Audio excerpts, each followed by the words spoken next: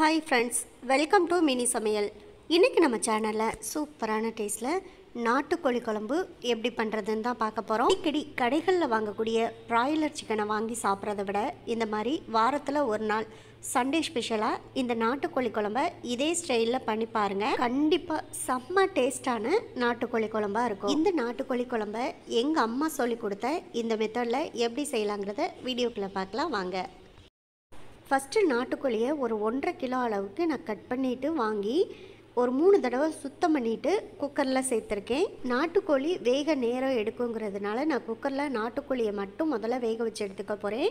அதுக்காக இது கூடவே மஞ்சத்தூள், கூடவே இந்த கோழியை வேக வைக்கிறதுக்கு தேவையான அளவு கல் உப்பு சேர்த்துக்கலாம். இந்த நாட்டுக்கோழி குழம்பை நான் இன்றைக்கி குக்கரில் பண்ண போகிறதில்ல, கடாயில் தான் பண்ண போகிறேன். நான் இந்த நாட்டுக்கோழி வேகிறதுக்கு டைம் எடுக்குங்கிறதுனால நான் குக்கரில் முதல்ல இந்த நாட்டுக்கோழியை மட்டும் வேக வச்சு எடுத்துக்க போகிறேன். இப்போ இதை வேக வைக்கிறதுக்கு தேவையான அளவு தண்ணி சேர்த்தாச்சு.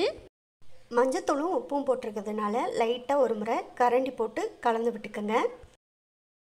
இதை மூடி போட்டு மூடி வச்சிடலாம். அதுக்கப்புறமா விசில் போட்டு குக்கரை ஸ்டவ்வில் வச்சு ஒரு 4 விசில் வர்ற வரைக்கும் நாட்டுக்கோழியை வேக வச்சு எடுத்துக்கலாம்.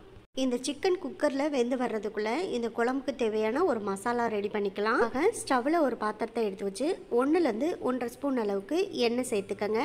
எண்ணெய் சூடானதுமே ஒரு பெரிய சைஸ் பெரிய வெங்காயத்தை கட் பண்ணிவிட்டு சேர்த்துக்கங்க. கூடவே 2 ஸ்பூன் அளவுக்கு மல்லி சேர்த்துக்கங்க. 1 ஸ்பூன் அளவுக்கு சீரகம் சேர்த்துக்கங்க. 1.5 ஸ்பூன் அளவுக்கு மிளகு, 1 ஸ்பூன் அளவுக்கு சோம்பு, 1 கொத்து அளவுக்கு கருவேப்பிலை, 1 துண்டு பட்டை, 3 கிராம்பு, 2 ஏலக்காய்.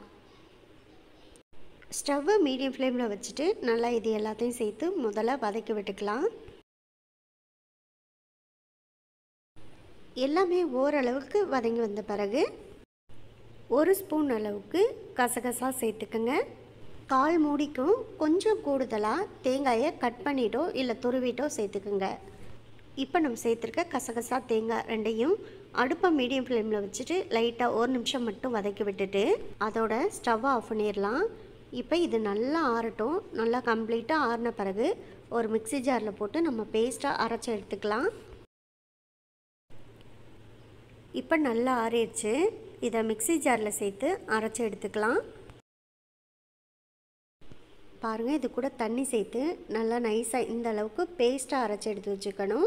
குழம்புக்கு தேவையான மசாலா ரெடி பண்ணியாச்சு. இப்போ குழம்பு செய்ய ஆரம்பிச்சிடலாம். அதுக்காக ஸ்டவ்வில் ஒரு கடாயை எடுத்து வச்சுக்கோங்க. பாத்திரம் சூடானதுமே 3லேருந்து 4 ஸ்பூன் அளவுக்கு நல்லெண்ணெய் சேர்த்துக்கோங்க. நல்லெண்ணெய் சேர்த்து பண்ணும்போது இந்த நாட்டுக்கோழி குழம்போட டேஸ்ட்டு ரொம்பவே சூப்பராக இருக்கும். அது மட்டும் இல்லாமல் நம்ம நல்லெண்ணெய் சேர்த்து பண்ணுறதுனால உடம்பு சூட்டையும் தணிக்கும். எண்ணெய் சூடானதுமே இதில் ஸ்பைசஸ் எல்லாமே சேர்த்துக்கலாம்.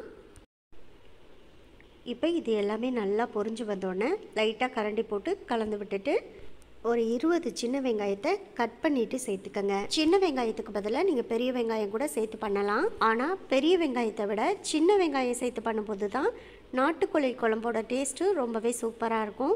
கூடவே 2 பச்சை மிளகாயையும் கீறிட்டு சேர்த்து நல்லா இந்த வெங்காயம் பச்சை மிளகாயை வதக்கி விட்டுக்குங்க. வெங்காயம் நல்லா வதங்கி வந்த பிறகு 1.5 ஸ்பூன் அளவுக்கு இஞ்சி பூண்டு பேஸ்ட்டு சேர்த்து அதோட பச்சை வாசனை போகிற அளவுக்கு நல்லா வதக்கிக்குங்க. இப்போ இஞ்சி பூண்டு பேஸ்ட்டு நல்லா வதக்கியாச்சு. அடுத்ததாக 2 பழுத்த தக்காளியை கட் பண்ணிவிட்டு சேர்த்துக்கங்க. தக்காளி சீக்கிரமாகவே வதங்கி நல்லா சாஃப்டாக வெந்து வரணும். அதுக்காக கூடவே கொஞ்சம் கல் உப்பு சேர்த்து நல்லா வதக்கி விட்டுக்குங்க.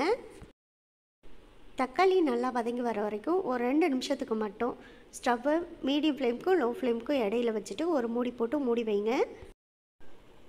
2 நிமிஷத்துக்கு அப்புறம் மூடியை ஓப்பன் பண்ணி பார்த்தீங்கன்னா தக்காளி நல்லா சாஃப்டாக வதங்கி வந்துடும்.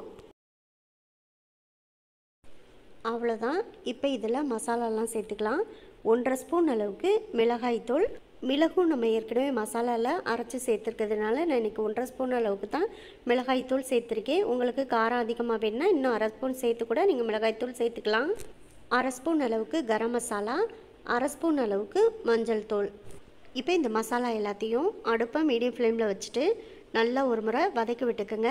நான் இப்போ இதில் மல்லித்தூள் சேர்க்கலை, ஏன்னா ஏற்கனவே நான் 2 ஸ்பூன் அளவுக்கு மல்லி விதைகள் சேர்த்து தான் மசாலாவில் வதக்கிட்டு அரைச்சி எடுத்து வச்சுருக்கேன். அதனால் இதில் மல்லித்தூள் சேர்க்கலை. இப்போ மசாலா எல்லாமே நல்லா வதங்கி எண்ணெய் பிரிஞ்சு வரட்டும், அது வரைக்கும் வெயிட் பண்ணலாம். பாருங்கள், மசாலாலாம் நல்லா வதங்கி எண்ணெயெல்லாம் பிரிஞ்சு மேலே வந்துடுச்சு. இந்த சமயத்தில் குக்கரில் நம்ம வேக வச்சுருந்த இந்த நாட்டுக்கோழியை அந்த வேக வச்ச தண்ணியோடய சேர்த்துக்கோங்க. அப்போ தான் உடம்புக்கு ரொம்ப நல்லது. இதில் நிறைய சத்து இருக்குது. கூடவே ஒரு 1/2 டம்ளர் அளவுக்கு அந்த குக்கரில் தண்ணி சேர்த்து நல்லா அலசிட்டு அந்த தண்ணியையும் சேர்த்துக்கோங்க. இப்போ நாட்டுக்கோழியை சேர்த்தாச்சு. நல்லா ஒரு முறை மசாலா கூட சேர்த்து கலந்து விட்டுக்கோங்க. இப்போ மசாலாவோட சேர்த்து இந்த சிக்கன் நல்லா ஒரு முறை கொதிச்சு வரட்டும், அது வரைக்கும் மூடி போட்டு மூடி வைக்கலாம். அடுத்த ஒரு 5லேருந்து 6 நிமிஷத்துக்குள்ளே பாருங்கள், குழம்பு நல்லா கொதிச்சு வந்துருச்சு. இப்போ இதை நல்லா கரண்டி போட்டு ஒரு முறை கலந்து விட்டுட்டு இது கூட நம்ம வதக்கி அரைச்சி எடுத்து வச்சுருந்த அந்த மசாலாவை சேர்த்துக்கலாம். கூடவே ஒரு 1/4 டம்ளர் அளவுக்கு அந்த மிக்ஸி ஜாரில் தண்ணி சேர்த்து நல்லா அலசிட்டு அந்த தண்ணியும் சேர்த்துக்கோங்க. இப்போ மசாலா சேர்த்த பிறகு நல்லா ஒரு முறை குழம்ப கலந்து விட்டுக்கோங்க. இப்போ இதில் மசாலாலாம் சேர்த்துருந்தோம், ஆனால் நம்ம உப்பு சேர்க்கலை.